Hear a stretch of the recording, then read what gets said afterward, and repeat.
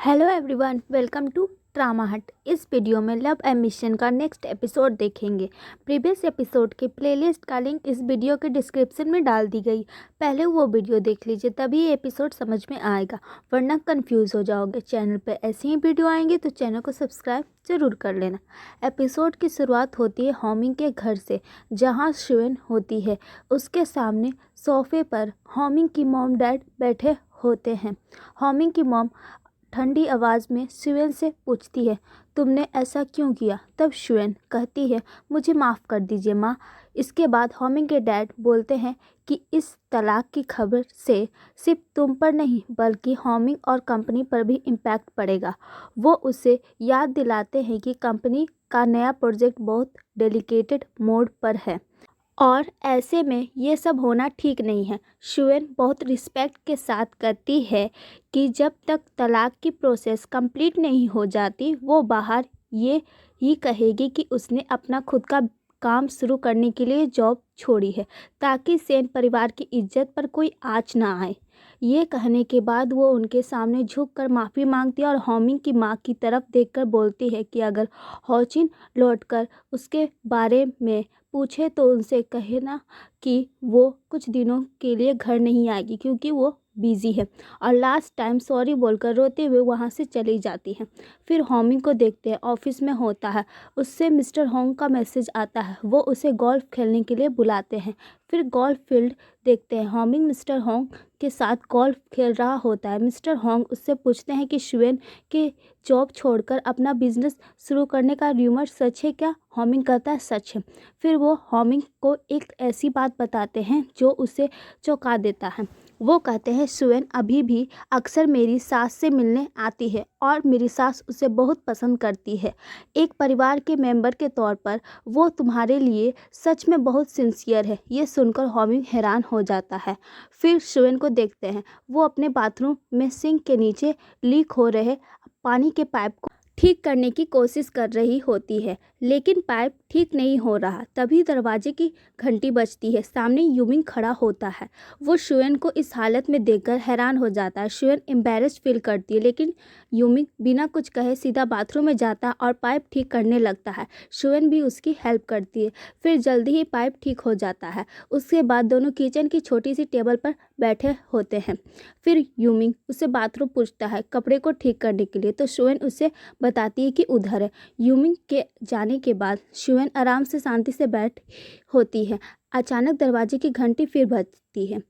शिवेन दरवाज़ा खोलती है और सामने होमिंग को देखकर चौंक जाती है। शिवेन पूछती है, तुम यहाँ कैसे आए? होमिंग बिना कोई जवाब दिए उसे एक फ़ाइल पकड़ाता और कहता है डिवोर्स सप्लीमेंट एग्रीमेंट है।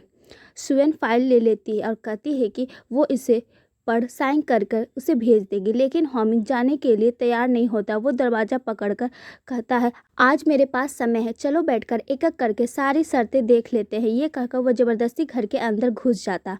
होमिंग घर के अंदर आता और चारों तरफ देखने लगता है। वो सोफे पर बैठ जाता है। तभी यूमिंग वहाँ आ जाता है। उसे देखकर होमिंग हैरान हो जाता है। शिवेन दोनों को एक दूसरे से इंट्रोड्यूस करवाती है।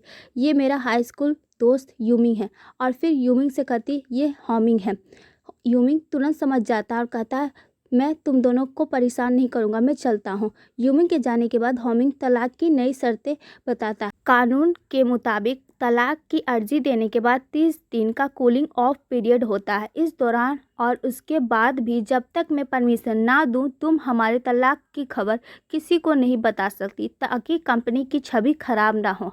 फिर मैरिज रजिस्टर ऑफिस में शिवेन और होमिंग एक ऑफिसर के सामने चुपचाप बैठे होते हैं। ऑफिसर उन्हें कानूनी तौर पर कूलिंग ऑफ पीरियड के बारे में समझाते हैं। वो कहती है कि अगर वो 30 दिन बाद वापस नहीं आते तो उनकी तलाक की अर्जी अपने आप रद्द हो जाएगी। ये प्रोसेस कंप्लीट करने के बाद दोनों बिना एक शब्द कहे अलग अलग डायरेक्शन में चले जाते हैं। फिर होमिंग के फैमिली को देखते हैं कि जहाँ सब लोग लंच कर रहे होते हैं, होचिन बहुत उदास बैठा होता है और खाना भी नहीं खा रहा होता है। वो पूछता है भाभी वापस कब आएगी? होमिंग उसे प्यार से समझाने की कोशिश करता है कि वो बिजनेस शुरू करने में बिजी है। तभी होचिन कहता है, आपने ही भाभी को गुस्सा दिलाया है, इसलिए वो घर नहीं आ रही है। तब होमिंग के फादर होचिन को कहते, ऐसे बात किया जाता है अपने भाई से? तो होचिन वहाँ से चला जाता है। उसके बाद होमिंग की मॉम को भी खाने का मन नहीं करता, तो वो भी चली जाती है। रात में होमिंग होचिन के कमरे में आता है। होचिन सोया हुआ होता है, उसके पास एक स्क्रैप बुक होती है। होमिंग वो बुक उठाता है और उसे देखने लगता। उस बुक में होचिन और सुएन की फ़ोटो होती है, तस्वीरों के साथ प्यारे प्यारे नोट्स और ड्राइंग भी बने होते हैं। फिर सुएन को देखते हैं जहाँ एक नई नौकरी के लिए इंटरव्यू दे रही होती है, बट उसे वो नौकरी नहीं मिलती क्योंकि सारी पोजीशन फुल होती है। उसके बाद होमिंग को देखते हैं जहाँ एक बहुत बड़े और सीरियस बोर्ड मीटिंग में होता है। कंपनी के सारे बड़े डायरेक्टर बैठे होते हैं। आज की मीटिंग का सबसे बड़ा इशू ये होता है कि क्या होमिंग को कंपनी के बोर्ड ऑफ डायरेक्टर में इंक्लूड किया जाए या नहीं। वोटिंग शुरू होती है। होमिंग के फेवर में 6 वोट आते हैं और उसके अगेंस्ट भी 6 वोट आते हैं। डिसीजन अब चेयरमैन यानी उसके पिता के आखिरी वोट पर टिका होता है। लेकिन उससे पहले कि वो वोट देते, हम लोग एक फ्लैशबैक देखते हैं।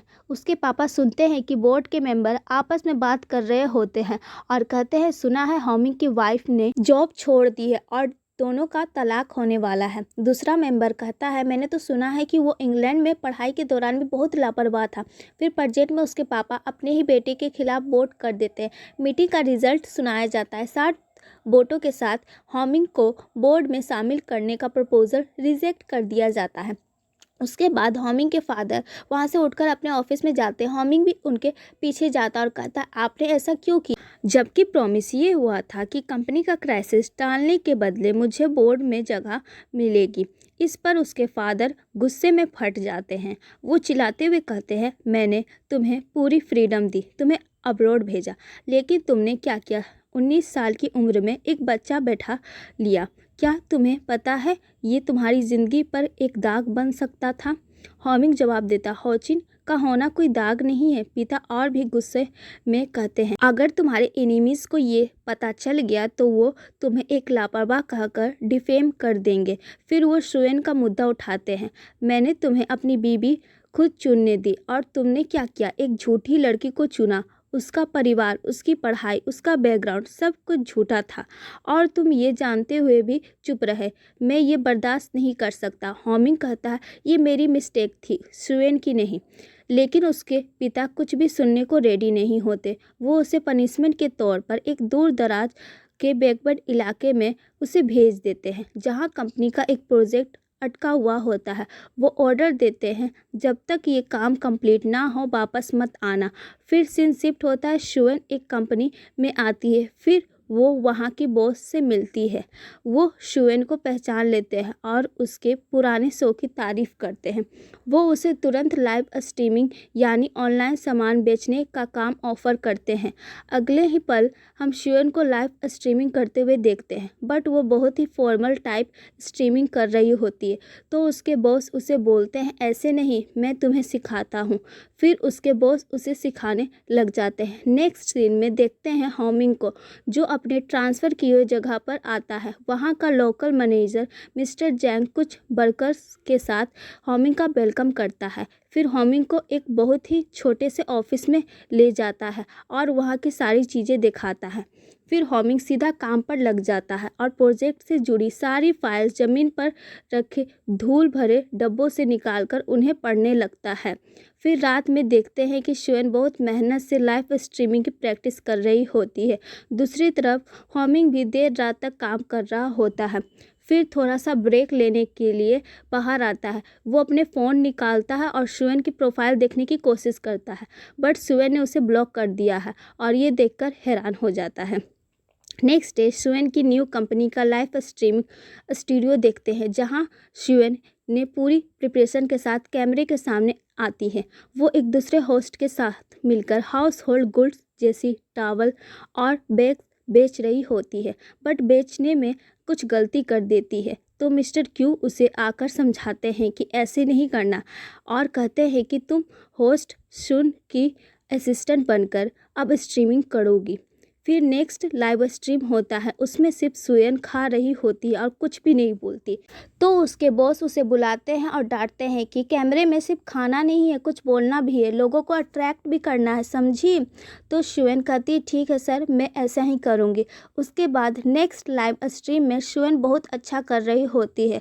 उसकी बहन भी उसकी लाइव स्ट्रीम देख लेती है।